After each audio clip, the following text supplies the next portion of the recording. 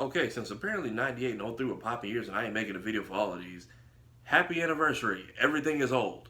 I'm gonna say like one or two lines about each thing and then move on. And I gotta ask, what was it like being an adult during this time? Because some of y'all I know personally had everything I'm about to name on this list. And I'm just curious what it was like to be an adult when gas and life was affordable. 100-year anniversaries, Warner Brothers. The f is going on over there? Y'all shut down Cartoon Network Studios, playing the randomizer with the HBO catalog, keep renaming the app. Might rename it again, shelving movies we actually want. But you forced the Flash and the Suicide Squad game on us, but hey, at least the Steelbook was cool. And then I just found out you turned down a Batman Beyond movie? After people asked why Batman Beyond wasn't in this movie, you could have had my homie Cleo Thomas pull up with his own suit. Disney! You had 2 movies come out last year that you didn't even try to promote. Also, this was the best y'all could do for a 100-year anniversary. These aren't like engraved on here either. These are Microsoft Paint copy and pasted pictures. The only reason people bought these is because they dropped from $30 to $10, and in order for that to happen, it took the store that sold them no longer wanting to carry physical media. 35th anniversaries, The Land Before Time. That damn sharp tooth. 30th anniversaries, Living Single. I'll be honest, I didn't watch a lot of live action shows growing up, but the theme song slapped enough to make me want to tune into a couple episodes. I hope y'all get a reunion like a lot of these other shows are getting. Power Rangers. Mighty Morphin Till the Day I Die. 25th anniversaries. Sonic Adventure. Still working on a video about that. But the 3D Sonic boom we've seen over 2 decades started with that. The Prince of Egypt. DreamWorks did not have to snap like this, but they did that for us.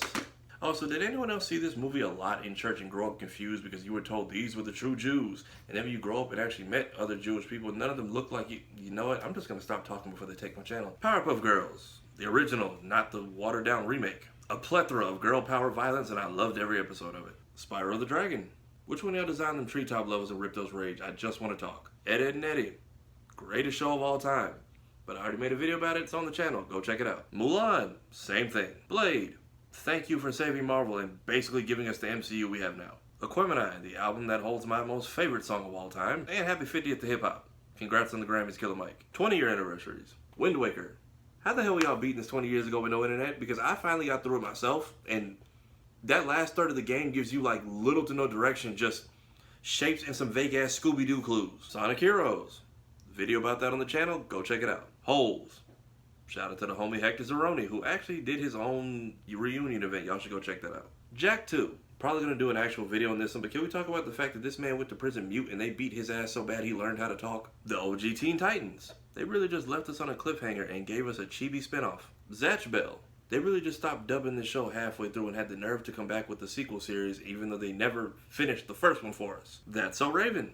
You know, if somebody wanted to do like a Boys in Motion reunion tour, I wouldn't be against it. Code Lyoko. The French really threw their hat in the anime ring, and they definitely had us hooked. Well, me at least. Def Jam Vendetta. EA, we know you got the money to license everybody. Just go ahead and pay up so we can get a remaster. Sonic Battle. I'll be honest, ML dying in the anime hurt a lot more than it did in the game. Finding Nemo.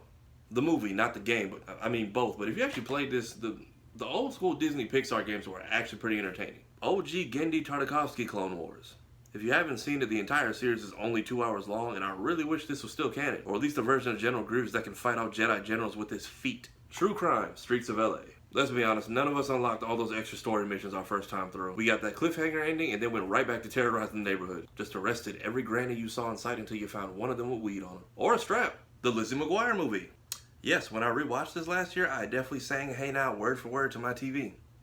With no shame. I'm gonna just run through this list really quick because I heard about all these games, but I didn't get my hands on every single one of them. Sonic Heroes I told y'all about. Simpsons Hit and Run I actually want to pick up again and try and beat this time because the game they dropped around the movie was okay, but I remember this one being significantly better. Wind Waker I told y'all about. Never got my hands on Double Dash. My Blockbuster just never had a copy for me.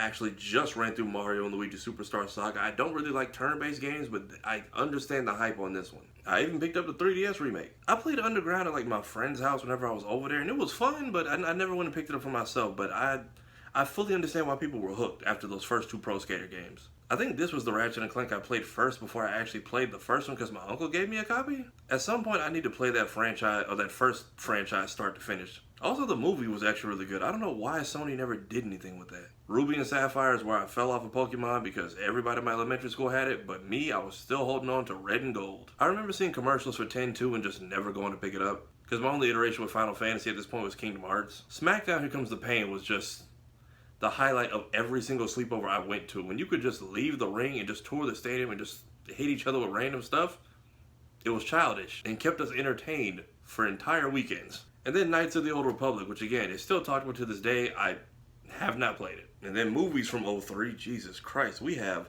Hulk, X2, Daredevil, Love Don't Cost a Thing, Kangaroo Jack, Cat in the Hat, Daddy Daycare, National Security, Biker Boys, Terminator 3, Bad Boys 2, Charlie's Angels Full Throttle, Cradle to the Grave, SWAT, Shanghai Nights, Spy Kids 3, Too Fast, Too Furious, Looney Tunes Back in Action, Kill Bill, Lord of the Rings, Return of the King, Freddy vs. Jason, and 2 Matrix movies. Music-wise, we have Speakerbox, The Love Below. This album is honestly what hooked me on Outkast and made me a fan and ensured I went to go see Idlewild. Beautiful Joe.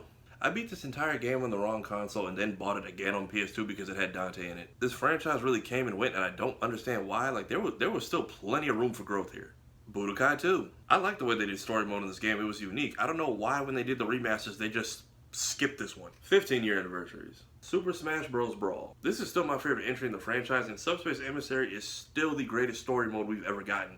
Please can you put this in Ultimate for the anniversary? 10-year anniversaries. Dragon Ball Z Battle of Gods. Everything we have right now, love it or hate it, in this franchise is because this film came back and popped off. And I still remember having to go to downtown Orlando to see it. And see what's going on with anime and streaming these days. Glad I have a physical copy. Frozen. I really had to sit through that song a second time in Kingdom Hearts 3. And finally, 5th anniversaries. Yu-Gi-Oh! Dark Side of the Dimensions. Honestly, this serves as a great finale to that OG franchise we loved. And I still got the collectible card I got from going to the screening. And of course, rest in peace to the creator, man. That was unfortunate and tragic. Okay, that's just 2023 when I started that list. However, my iPhone has this new glitch where it keeps erasing all my notes. So this is like my 5th time making that. And since we're here in 2024, let's burn through everything we've got so far.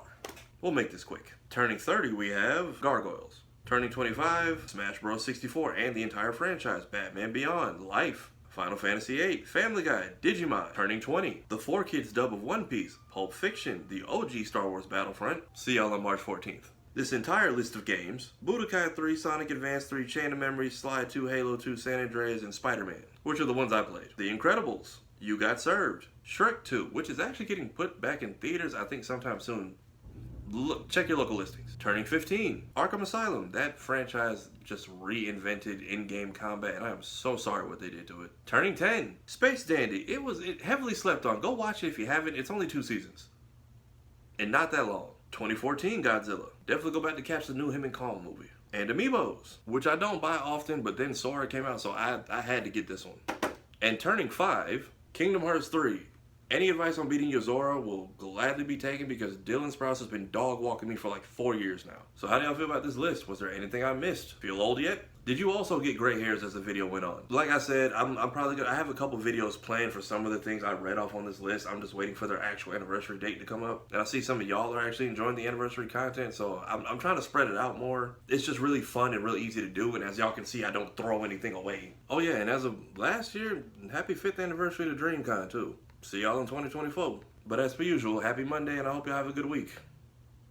I have to go put all of these back in my closet now. Remember, all I'm offering is the beats, baby. Okay, so you know I usually throw a Blurred Station promo at the end of my videos. Unless you're watching this on another platform, then hi. But this time I thought I'd give y'all an actual update on what's going on. Do you want to tell them?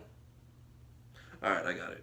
So for those who don't know, Blurred Station is a black-owned platform built for everything that it says it is, and actually doing the things that you thought Tubi and these other wannabe for us but not by us platforms claim to do. For those who have been supporting and signing up under my affiliate link, I appreciate you. For those who are still holding out to see what we're about, I fully understand. And just to show you that we have been putting in work behind the scenes, we have officially just signed Michael Jai White to KDS Entertainment and Blurred Station, who will officially be coming on board to work on his own projects. Been putting the promos everywhere, been asking a bit of y'all every now and then, so I figured that y'all at least deserved an update. And if you're still not sure, I just encourage you to keep watching because there's plenty more to come. And if you won't take my word for it, here's my homie Hellspawn. So I'm not going to hold you because I know how this algorithm works, okay? The TLDR is the fact that we've signed Michael Jai White to KDS Entertainment and Blurred Station to be a producer on one of our shows as well as an actor.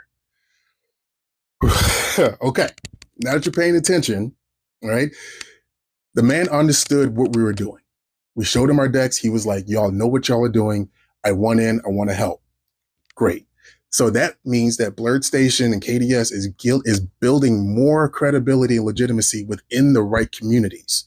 Okay, that lets you all know that We're not some sort of fly by night operation that you've seen before that you would be afraid of, because there have been bad examples. So if you have continued to support us by being a subscriber, great. Look, we're doing it. And if you had to take a break because you didn't see anything just yet, come back. All right. It's working. It's happening. It's coming. All right. So this is really big news. It's big for my life. You know, I am just ecstatic. I am excited because, again, Spawn is a pivotal moment for me. He's tattooed all over me. And, you know, we are doing it. We are working.